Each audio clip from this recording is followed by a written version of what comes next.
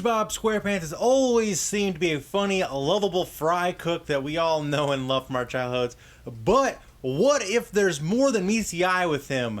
I'm your host as always, K-Mac Time, and could SpongeBob actually be a Greek god? Yeah. This theory comes from the Reddit user Arbid Ministries, so I'm sure I'm pronouncing that wrong, but shout out to him anyway. So this theory takes place starting in Season 1's episode called Neptune's Spatula. In this episode, the Greek god Neptune challenges SpongeBob to a cook-off, which SpongeBob then subsequently wins. After that, Neptune transforms SpongeBob into a Greek god and wants him to come back to Atlantis with him to be the cook of the gods. Of course, we know that SpongeBob turns his offer down and instead brings everyone back to the Krusty Krab. Now, even though SpongeBob lost his pecs and the muscles and all that stuff, it is possible that he has retained some of the godlike powers, whether or not he even realizes it. There are so many unexplainable things that happen after he's given these powers. I mean, for example, in the end of that same episode, SpongeBob chastises Neptune for using magic on the stove when it burned his finger, in which Neptune replied in a very submissive tone, quote, "Perfect patties are made with love, not magic." This is the same Neptune who in the beginning of the episode mocked SpongeBob because he was too weak to pull the spatula from the grease at the beginning of the episode. Yet he is now being belittled by SpongeBob, and he is the god of the sea. Like, he is the biggest god in the entire sea. Yet now SpongeBob is talking down to him. This may be a piece of evidence.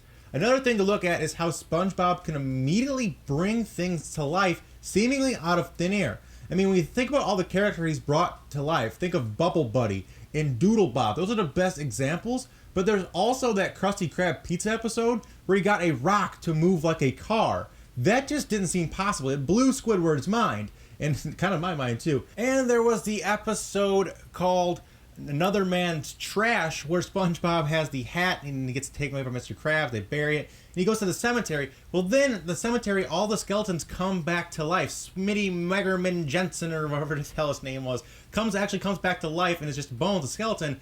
Could that be due to SpongeBob's godlike powers that he's inadvertently using? And finally, it seems like SpongeBob is able to manipulate others and achieve things that seem impossible. In the episode Band Geeks, Squidward spent days trying to get the group to be able to play just a simple marching tune, but failed miserably. They couldn't play anything. They don't even know how to play a single instrument.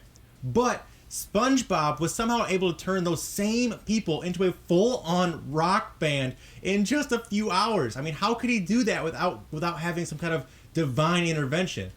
In the episode Hall Monitor, he was able to get Bikini Bottom residents to continually crash their cars into things. Even when they could see their car driving towards a wreck, that would only cause more damage, they continually kept on doing it, even though they saw it coming. Why else would they do that unless SpongeBob was unknowingly using his godliness to influence them into doing what he says? That's absolutely mind-blowing. So could it be possible that SpongeBob is hiding these godlike powers without his knowledge? I think it is. I think it's an actual possibility, and maybe even the show's writers have been writing it in secretly, kind of small things like this, ever since that episode in Season 1. But anyway, there you guys have it. SpongeBob, guys, maybe a Greek god right under your own nose the whole time. Thank you guys so much for watching. I hope you guys enjoyed. If you guys enjoyed, make sure to hit that like button and subscribe for more theories in your sub box. And if this is your first time on the channel, make sure to check out my cartoon theory playlist. I've done hundreds of these theories on all of your favorite shows. Link to that playlist will be in the description and the end slate. But until next time, guys, remember it's always K-Mac time somewhere. So take it easy and peace out.